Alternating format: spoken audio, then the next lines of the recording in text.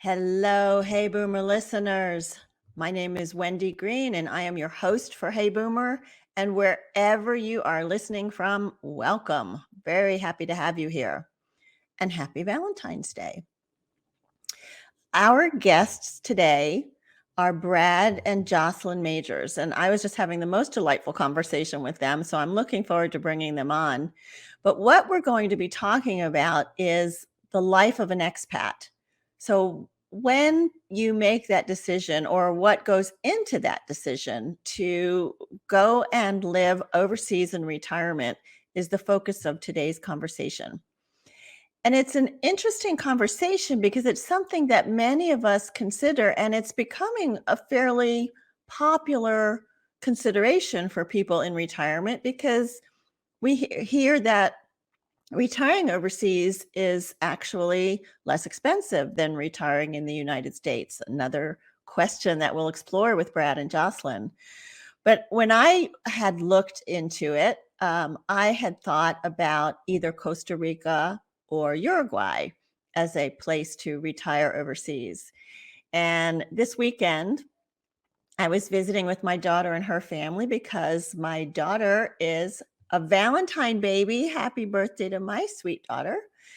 And I brought up the subject. I said, what would you think if I decided to retire to Uruguay?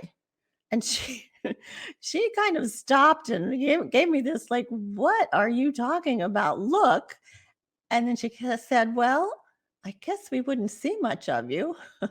So I think that for me would be the hardest part about making a decision to retire overseas because, now that I have 4 grandchildren, it is my joy to be close enough to them that I can go to their concerts and their shows and watch them play soccer and all of that.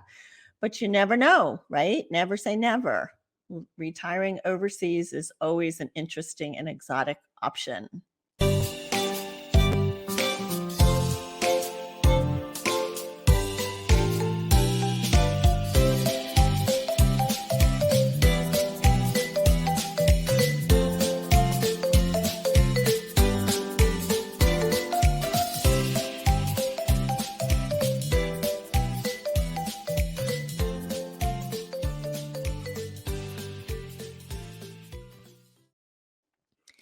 As you know, I always like to do my never too old stories, so I have a couple of really interesting ones for you today, I think. The first one is about a woman named Shelley Halstead, and she was a corporate attorney, but Shelley didn't feel like she had really found her calling. And in her 50s, she got the idea to help women renovate crumbling row houses in Baltimore that she felt she had found her true work. She is the founder and executive director of Black Women Build Baltimore. And she did not come to this project unprepared. She had experience as a carpenter before she actually went to law school. And she also had a passion for helping communities.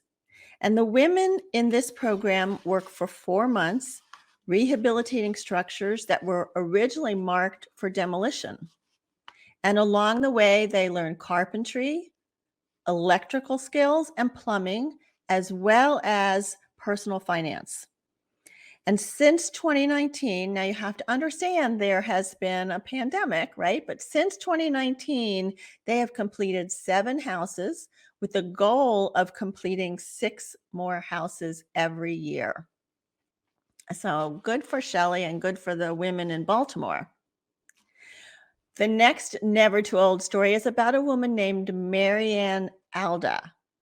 And in the 80s, Marianne played a successful African-American attorney on the soap opera The Edge of Night. Do y'all remember The Edge of Night? That was like the only soap opera that I ever watched. And of course, I was a teenager then. But anyway, she had been on numerous other TV dramas until she turned 50. And that is when the calls stopped. And her agent suggested that she gain 20 pounds so that she could do character roles. So she decided to leave acting at that point and study to become a hypnotherapist. And in her work as a hypnotherapist with her women clients, she realized that women had been hypnotized into believing that we lose value and sexual currency over 50. And her response to that was, oh, hell no. She wasn't going to give up her career that she loved. So she got back into acting. And what she did was she reinvented herself as a theater actress and a comedian. So I am inspired by the stories that I keep finding and by the stories of these two women that we are never too old to find our place and to reinvent ourselves. And if you know anybody who is considering the expat lifestyle, reach out to them now and invite them to join this show so that they don't miss a moment of this. It's going to be fun and informative and interesting. And I am going to bring on Josselyn and Brad now to say hi to all of you. Hey, Josselyn and Brad. Howdy. Hi. From the Azores. Don't you love technology that we can do this from the Azores? Really? So cool. So let me tell them briefly about each of you. I have shortened some of these bios, but Josselyn was born in Naples, Italy, where her father was stationed at the NATO military command base. And as part of a U.S. Air Force family, she and her family lived in many places, eventually settling in Sacramento, California, where Josselyn graduated from high school and the University of California at Berkeley in pre-law. Following her graduation, Josselyn moved to South Africa and worked as a legal aid representative in the fight against apartheid. And she lived there for 10 years, continuing her studies in accounting at the University of Cape Town and launching her career in finance there. She moved to Greenville in 1987 and worked as an accountant with several companies before forming Crunch Accounting in 2016, where she functioned as an outsourced chief financial officer to Pendleton Place, which is a nonprofit organization working to keep children safe and support families in crisis. So that's Joss. Mm-hmm. Brad grew up in Aiken, South Carolina. And after college and graduate business school at the University of Georgia, go Dogs. Go Dogs. Brad moved to New York and joined the country's oldest advertising agency, and thus began a 38-year love affair with helping sell products, services, and ideas. During that time, Brad worked for large international ad agencies, small and medium-sized agencies. He operated his own marketing consultancy, worked for the state of South Carolina as director of marketing at Greenville Technical College, and closed his marketing career as vice president of marketing and development at Goodwill Industries in the upstate and Midlands of South Carolina. Brad also plays jazz and blues music with Deep Dish Dixieland in Greenville, and I Got the Blues in the Azores. And Brad and Josselyn have two adult sons, Callum and Dominic. And I thank you guys for joining us today. It's a pleasure. Thank you. Thank you. So when we spoke, Brad, originally about the show, I was asking you about the transition from these great careers that you both had to retirement and what that experience was like. So I'd like to start there, and then we'll get into the whole expat life. Sure. I have found retirement. I love many aspects of retirement, but I did really have to struggle a little bit to find my sea legs, and I guess that I'm sort of inclined to plan my day the day before, good to-do list, and but what I found is there's not that much to do. I mean, there's plenty of fun things to do, but in terms of things that you need to accomplish, there's not quite so many things to do. And sometimes I struggle with the pace of that. And in a lot of ways, I've struggled a lot of my career when I left New York because things just moved at such a pace that I have kind of traditionally been known as the person who on the team that was impatient to see things get done. And I think when I got to Goodwill, that I found an organization that was moving as fast as I wanted to. So I had a particularly good 8 years working at Goodwill, right on Haywood Road. But I think there's been a little bit of a struggle for me in retirement, and I'm getting better at it, especially since I have the hobby of music. And that is so common, Brad, that people don't know how to live without that organized, scheduled life or without accountability. Start to feel like there's not a meaning or purpose to their day. So, yeah, that's not unusual. So thanks for sharing that. Sure. Yeah, it was it's a double whammy, retiring and then moving overseas, a completely different experience. So we did have a learning curve. Brad was the fellow who first thought about retiring sooner than we had planned. We both thought, oh, we'll work till we die. We love working and financial security. But we reached a point several years ago, I guess in 2016, that he started thinking about retiring a little bit earlier. And I was nervous because, financially, can we afford to do this? And interestingly, you see in the newspaper advertisements for Social Security, these seminars in a hotel conference room. And I didn't want to do that. I thought they would not be legitimate. We did go to one and it was legitimate. And the people who ran it were very nice. And we started looking at the numbers and crunching the numbers, and we actually met with them, and they, for no charge, plugged our information, all our financial data into the computer projection. And it was at that point in time that I realized we actually do have enough to retire sooner than we had planned and be comfortable. And it was a big learning curve. For example, we thought we would always take our Social Security as late as possible. And when we saw the numbers in the model, we didn't need to take it that late. We could take it sooner. So that was, for the beginning, for me, the idea of retiring became more comfortable as soon as I realized that we could have a comfortable life now. Mm-hmm. So Yeah. So what was the process that you went through when you started thinking about not just the financial side of it, but you thought you wanted to live overseas somewhere? What was the process you went through?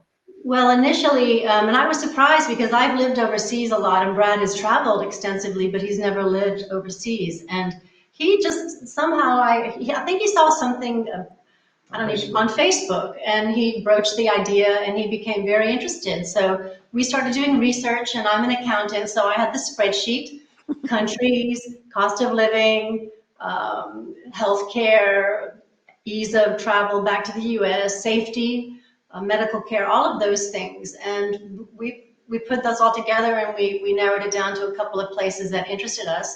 And eventually, after visiting Nicaragua and Portugal, Portugal was a no-brainer. We just, it was pretty methodical, and we read a lot, and you did most of the legwork on that.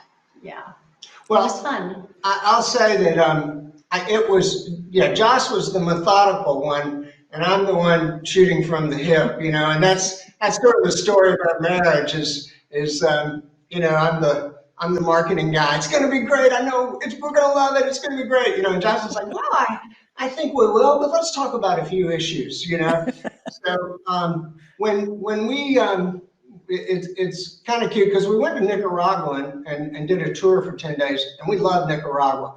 And about 2 months after we got back, they started having all the problems, the violence, and that was just, you would not have thought so if you were down there and met the people. But I think it's kind of indicative of the leadership of that country. When we started looking at Portugal, it was I've told this story a number of times, but we landed in Lisbon, and what we were going to do was spend about a week traveling all around the mainland, and then we were going to end our trip with 5 days on the Azores because our good friend Mario Dave Carvalho, who is Jane Robillow's husband, and had grew up here until the age of 9, and told us the Azores was a great place to be. So when we landed in Lisbon, we were there about 2 days, and I said, "Hey, this is great. I could really live here. I could live here." And of course, Josselyn said, "Well, I think it's a nice city too, but we've got a lot of places to look at." I said, "Oh, okay." And she said, "We're going to the Algarve tomorrow, so we'll see what you think of that." Now, the Algarve is right in the southern area of the mainland of Portugal. It has a lot of Brits living there. The Brits discovered it many years ago due to the weather, and a lot of them moved there. So we got down to the Algarve, and of course, the night after we woke up, I said, "Wow, I could live here. This is a great place." Jonathan said, "Well, we're going to Porto tomorrow. Let's see what you think of Porto." So same thing in Porto. I'm all over that, and she's like the measured one. Yeah, we can think about Porto. It's very nice. We thought Lisbon felt a lot like New York, and Porto was a lot like San Francisco. That was Josselyn's analogy. So we came on down to the Silver Coast and finally came back to Lisbon. So I had already picked out 5 or 6 cities that I wanted to move to. And so we got on the plane and we flew to the Azores, which is about a 2-hour and 15-minute flight. I mean, I was telling someone that I lived off the coast of Portugal, and they felt like 12 miles. No, we live in the middle of the Atlantic Ocean. Wow. But when we got here, Josselyn looked on the 3rd day. We were stopped at this, what's called a Miradura, which is kind of a scenic area where you can get out and look. And we got back in the car, and Josselyn looked at me and said, "I can live here." And that was the first time that she had really, something moved her about this place that it moved me too, but I liked every place. And she had managed to filter through a lot of things and come to that. And so we had, on our flight back, we had, talked about, I liked a lot of things, and there are a lot of similarities in the mainland and here, and there are a lot of differences too. So that was kind of how it went. Yeah, so that's funny, and it's nice that Josselyn finally found the place that fit her too. So there's so many questions to ask about, moving from everything we know, like the grocery stores and the language and driving and, driver's license and all. So, how would you recommend going about approaching all of those different realities?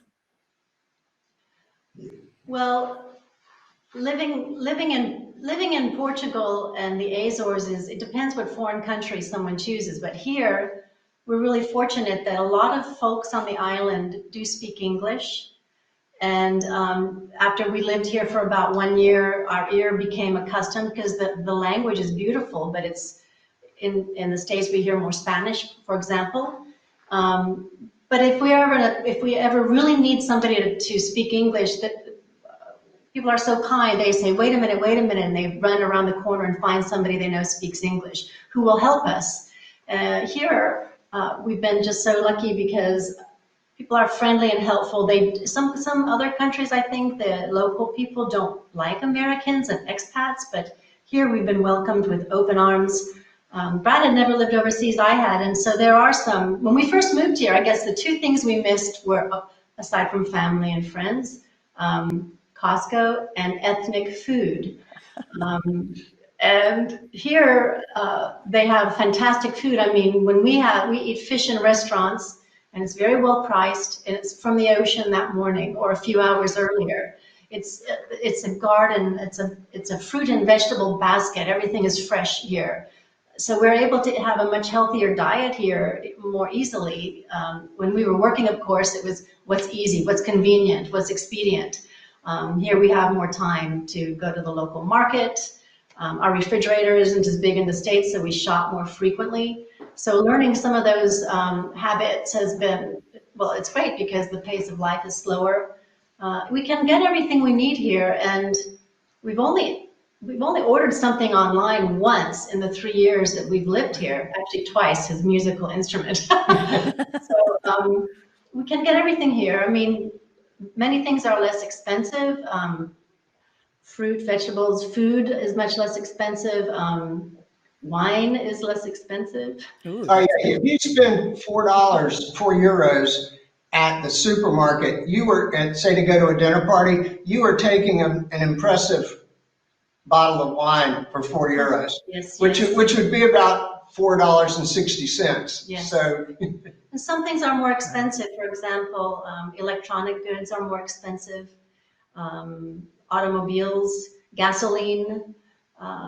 But they kind of balance out. Our internet and cell phones are much less expensive because the local market could not support a $200 a month cell phone bill. I mean, people here don't earn as much. Yeah. So yeah, you were Wow. asking about cost. However, we do travel back and forth, so that to the States to visit family, and that's more expensive. What do Yeah, you you'd think have to about? factor that in when you looked at your finances. I'm sure you Yes, factored yeah. that yes, in. we did. And Budget. so, have you learned Portuguese, or are you learning Portuguese? I took a class I love languages and I would like to speak Portuguese. I took a class at the university the first year we lived here. I know more I can read and write. I understand quite a bit when people speak, but I'm always shy to speak. But in our town that we live in now, we're not in a big city. A lot of people don't understand or speak English, so I guess I understand more and can speak better than I think because we communicate really well. I'm in some sign language, but yeah, I'm learning and I'm getting better. And Brad, we've lived here for 3 years, and you understand quite a bit. You pick up words here and there. Well, I don't speak nearly at the level of Josselyn, but I can get by between what I know in Portuguese, what they know in English, and a little bit of sign language to get by. And I go out every morning and walk along the shore and speak to the fishermen and the retired fishermen, and I did that a lot with my dog, although our dog Mac is back in the States. I tease Josselyn that she's trying to learn Portuguese well enough to go sit in a cafe and argue with the old men about economic policy. Me, I just want to be able to walk into a shop and not have the shop owner say, "Oh darn, here comes that American again with that weird accent that he's got." Right. So Right. Well, one of the biggest questions that's always on our minds as mature adults is the healthcare system. And, we have been programmed to believe that our healthcare system in the United States is the best in the world. And I also know that Medicare doesn't cover your healthcare overseas. So how do you manage your health and your expenses if should you need medical care? yeah, well, I'll start off with a statement, and then Jocelyn can kind of fill in probably some of the facts that I don't know. Um, Prior to moving here, I was a huge person who campaigned against socialized medicine. That I thought that the worst thing you could do is have the government fully manage your health care. Now, I'll say I still believe that in a lot of ways, but I have seen this is a socialist country. I mean, they say, it's not my opinion. I mean, they claim to be a socialist country. And that's because the people voted it to be socialist. They elect socialist leaders, not that there's some takeover or anything. And they have a socialized medicine healthcare system. And we've had good care under that program. We have a family doctor, and she is excellent. She's told us that she has 2,000 patients. And but a lot of them don't come to hers. But you still have more people that need health care than those that are getting in regularly to get it. Not by their choice, but sometimes you have to wait to see a doctor. We haven't had to wait a lot, but I think that the doctors here care about you very much, and when you can get in to see them. And as I said, we haven't had a terrible time, but we jump sometimes from the healthcare system to private individuals that aren't that expensive. And I'll let Josselyn kind of take it from here, talking about the insurance and things like that. But I just wanted to kind of make that opening statement. I agree with Brad. I lived in England for a couple of years and actually was very impressed with the health system there, and it's also socialized health. And in the United States, it's kind of a controversial subject. Here, as Brad said, we have a family doctor. She's excellent. It's actually a team, a nurse, doctor, and the admin, and they're very responsive. Sometimes it can take a while if you need something done that's not urgent. But if there's an emergency, the care is outstanding. It is phenomenal. We have friends who live here and they're actually from Boston, and he's become ill, and the care is better here than he would have had in the United States, as they were told by his family with a couple of doctors. We have a good hybrid going here. We go to private.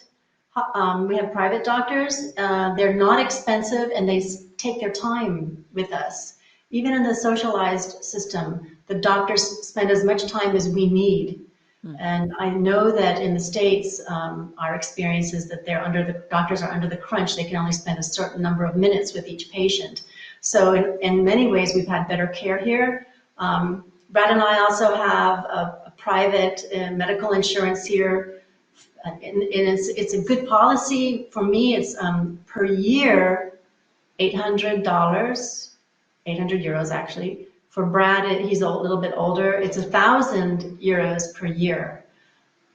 I am keeping my insurance in the United States right now simply because I needed continuous coverage there. It's $800 a month for not very good care. So there's something wrong with the system in the States. We've been very pleased. When we first moved here, we weren't part of the socialized medicine system, and Brad had injured his neck, had a herniated disc, and we went to a private clinic, had an MRI done privately, not subsidized by the government, and it was $250, the equivalent. And that's not subsidized from the government. And I thought that would have been $3,000 in the United States. So something is broken there. So we've been very pleased with our care here, and there are, and I know this is true in other countries as well. You can buy private insurance, and it can help payments. I mean, the industry is not a business and industry in Portugal yet, like it is in the States. So do you have to qualify? Do you have to establish residency in some way before you can qualify for subsidized health care? We applied for residency when before we arrived, and we were granted it shortly after we arrived. And as soon as we were residents, we were granted all the rights of a citizen except voting in national elections. And they take that very seriously. Yeah. I mean, one of the things that kind of you wouldn't really know until you got here about Portugal, and probably the Azores even more, is that the government has been a very welcoming government. What they ask you to do is three things when you come here to start the process. You get a visa that gives you 4 months to do anything you're going to do. And that's 1 month longer than you would have just without even having a visa. You can go 90 days in any Schengen area, which is essentially the European Union. But they want you to have enough money to live on your own so that they're reasonably certain you won't become a ward of the state. Mm. The second thing they want is no criminal background. So, I'm fortunate that the wild youth that I was in Aiken, South Carolina in the 60s, I'm fortunate that that paper trail somehow hasn't followed since it was pre-internet. But, and then the third thing is that you've got to have some type of health insurance when you move here. Now, as soon as you get here, as Josselyn said, and she kind of managed that whole process, getting our residency card. And the first year you had a year, and then the second year they gave you 2 years. And then just earlier in January, they sent us our card, and now it's good for 3 years. So we don't have to worry about even doing it. We don't have to worry about anything for 3 years. And we did it online. I mean, they basically look and say, has this Majors guy gotten arrested here? Or has he done anything that would suggest that we need to get him out of our country? And I have not. I'm much better behaved than I was as a teenager. Well, that's a good thing, Brad. That's a good thing. Now, you guys, established residency, but you're still citizens in the U.S. So how does voting in our U.S. elections work? Do you only vote national? Can you still vote in the state where you moved from? You vote, we vote in South Carolina, and the people down at County Square in Greenville are very, very easy to work with. We had an absentee ballots, and they sent them to us, and we fill them out, and we take a picture of them, and then we scan it back to them and sign them. I mean, there's a lot of security to it, but they're not regarding you at all really suspiciously. I mean, I don't know if maybe they remember us a little bit from paying a few house taxes and things like that down there. But the Greenville County is remarkably easy to work with and to vote. Okay. So we talked at the beginning about, the whole transition of what you're going to do and how you're going to stay busy. And I understand you, Brad, are doing music there. Sure. Yeah. Would you talk a little bit about that? And then maybe Josselyn can tell us what she's doing to stay busy. Yeah. I've been playing around Greenville for about the last 20 years. And I played with a band called Dirty Martini that played a lot.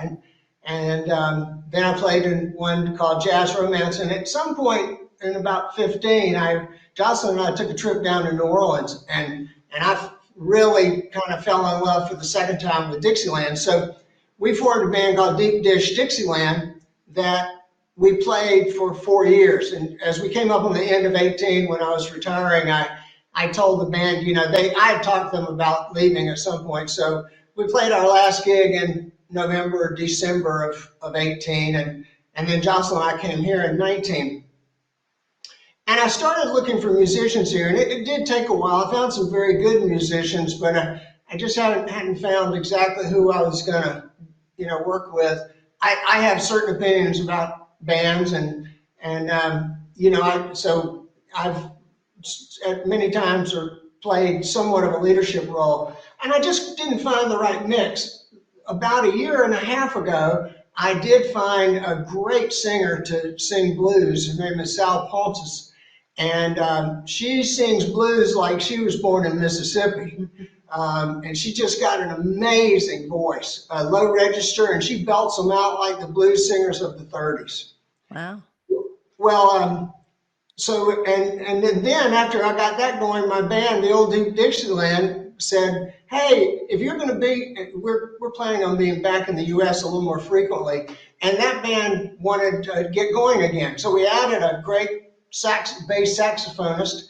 And now, so no matter where I am, the U.S. or here on San Miguel, I've got a band, so that's been a lot of fun for me to take all of the energy that I used to spend in selling things or helping companies sell things and putting it into music. So I spend a lot of time with a various guitar in my hand or maybe a ukulele, and I'm learning to play an instrument here called the cavaquinho. And the cavaquinho was the instrument that the Portuguese sailor from Madeira took to Hawaii that the Hawaiians fell in love with. When they tried to build a cavaquinho, they ended up with a ukulele. And that's where the ukulele came from. So I'm playing sort of the grandfather of the ukulele, and I'm having a lot of fun with that. And trying to book gigs. So you're using your sales skills for that. Yeah. Yep. Yeah, awesome. And what about you, Joss? What do you do? And it's not busy. It's what do you do to feel meaningful, to stay involved?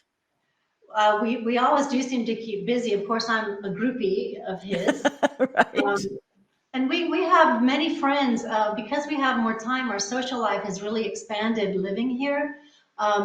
We have a lot of expat friends from all over the world, not just from the United States, but we also have a lot of local friends.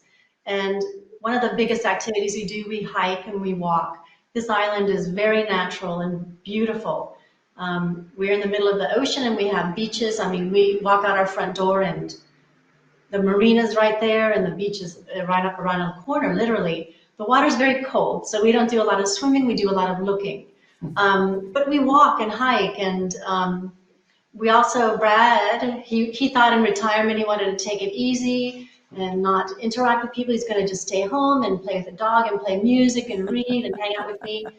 So the first year he started a band and he started an international Rotary Club. So we're really busy with Rotary here also. Our big project right now is we are tutoring English to local folks who want to practice. I mean, we're not teaching grammar, textbook stuff, but so they can practice their skills. As a matter of fact, there's a local community college and we go in there. This Friday, I'm going to work with the receptionist students so I can be a customer and they can practice with me. And fun. It's been really, really fulfilling to do that. So yeah, we do keep what busy. a great. When COVID settles down, we'd really like to travel more. This is a great launching point to visit Europe. That sounds awesome. And so it's an international Rotary Club. Does that mean you have members from all over the world? Yes. They label a club international when your language of the club is not that of the host country. So since we speak English in our club, they call us an international club. I mean, there are two clubs outside of Lisbon that speak French, and they're from a number of French residents, and they've been very successful clubs, but they're also labeled international because they speak French instead of Portuguese. And the thing about teaching English, I a long time ago made a joke that I was going to teach every resident on San Miguel English so I wouldn't have to learn the difficult language of Portuguese. But the truth is that when English is the second language taught here after Portuguese. So Portugal and other European countries kind of recognize that English is going to be the international language in the future. It won't be French or it won't be Spanish, but it's going to be English here. And so they teach that in school. I think beginning maybe in kindergarten. In kindergarten, they start. So the chance of you running into someone under 40 who doesn't speak any English is very small. But there are people who still don't, or they didn't pay attention in school or whatever. And for those people, there's an expression people use called wearing rubber boots. So which means manual labor. So if you're wearing rubber boots, you're fishing, you're ranching, or you're gardening. You're farming. So that's great. We're a big exporter of beef to Brazil, and so there's good work doing that, but it's hard work. I think it pays reasonably well, but it's hard work. If you don't speak English, you aren't going to be able to get any job but those jobs. So Rotary sees it, and our district club in Lisboa gave us the idea, and because what we're doing, it kind of connects to Rotary's literacy, but it connects even more importantly to economic development. I mean, when people speak English here, they all of a sudden open up a lot of jobs and can tap into tourism, which is a big, big part of San Miguel. Yeah. And I can see when Josh says, it really does give you this sense of meaning and purpose. It's a very fulfilling opportunity. That's cool. So my last question for you guys is about family. I said, the one thing that I think would hold me back is moving that far away from my grandkids. So how did you handle that, moving away from your sons who are still here in America? Well, it's interesting. The folks we spoke to back in South Carolina when we told them our plans, all of them talked about grandchildren because the grandchildren factor is so big. And fortunately, we aren't at that stage yet. Our sons are 23 and 26. Something very interesting, though, is that when we were living there and they were living with us or in school, they were so busy. They were working, going to school, they had friends, and they were out and about. When they came to visit us here, we had them for a week, their undivided attention, and it really was quality time. And when we go back there, they make a point of being with us, and we have quality time with them. And then in between, we're on phone calls, or you can do video calls, that sort of thing. So I've actually enjoyed that aspect of it. We see them more in that week than we did in 6 months in the States. Yeah. The other thing is that, we've told them each, whenever you want to come to the Azores, or I think in the future, maybe we'll take off for the mainland. We'll send you a plane ticket. All you have to do is say you want to come, and we'll get you here. And to have them for a week, Josselyn's right. We did everything together. There weren't distractions. If they want to, bring a girlfriend, that works just fine. We've got something now that I think family and friends ought to love to come and see us and see what's happening in such a unique place like this. They call the Azores the Hawaii of the Atlantic. And, one of our boys especially was an Eagle Scout and just loves the outdoors. And he went hiking on days that even we didn't go hiking. He liked it so much. And I think, we'll always be there if they need us. And lately we've been going back more often to look after Josh's parents. But, as we told the boys, you just say you want a ticket and one will be there in a couple of days. And we would love to have them and anyone else come and visit. Although we can't buy the tickets for our friends. Only for our friends. Let me be very, very clear about that. We do not pay for tickets for our friends. Oh, darn. I was about to send you an email and say, here's when I can be there. No, that's a great perspective, though. I did not even think about that. The unlimited time that you would have with them without the distractions of all of the other things that they're doing would be very valuable. Yeah. Let me, now you can email Brad, but not for a ticket, but you can email him with questions about what it's like living in the Azores and, any things that they've learned or challenges. He's happy to share that with you. His email address is B for Brad, P like Paul, Majors, MAJORS @gmail.com. So Wendy, my middle name is Pinkney. Now, most people in South Carolina know that name, but whenever I've given it in other places I've lived, we end up having a 5-minute discussion about Pinkney. So that's why I said like Paul, but it's not Paul. Okay. Well, and not everybody listening is from South Carolina, so we don't need to go into that big, long discussion. But but thank you guys. This has really been informative. I've seen some comments of people that are saying, oh, I'm ready to go. So you shared a lot of really good information, and I do appreciate that. Good. Well, we appreciate you, initially telling us that it looked like a story that your listeners and viewers would enjoy. We think it's a great life doing this, and in some ways wish we had done it sooner. So Yeah. I wouldn't wait too long. I would, if it feels like something you want to do it for 3 to 6 months and see what you think. Yeah. There's a good chance you'll like it. That's a good suggestion. So I always like to explain who's coming next week.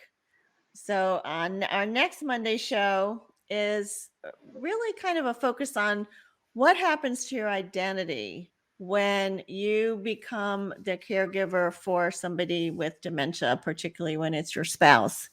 And my guest is Joanne Ellis, and she wrote a book. It's a raw, almost uncomfortable story of some of the anger and some of the frustration and some of the sense of loss that comes with losing this person who was your partner in life. And it also normalizes it. So I think it's a really important discussion. She is a funny and caring person, so it should be an interesting episode. And I hope all of you will join us or let other people know who you know in that situation that about the show so they can join us next Monday. I also like to remind you of our Facebook group. That is the group where you can join us for regular conversations about some of the things like Brad and Josselyn talked about. What do you do after retirement? How do you figure out what you're going to do for your day and find meaning? And so we have it's a closed community, right? So it's private. So anything that you share with the community, you're going to get support from that community. So if you're interested in becoming part of the Facebook group, drop me an email to wendy@heyboomer.biz, and I will be happy to send you an invite. Or if you just want to drop me an email and say hi to me too, I'm happy for that. So thanks everybody for tuning in today. This really has been a great show. And live with passion, live with relevance, live with courage, and remember you are never too old to set another goal or dream a new dream. My name is Wendy Green, and this has been Hey Boomer.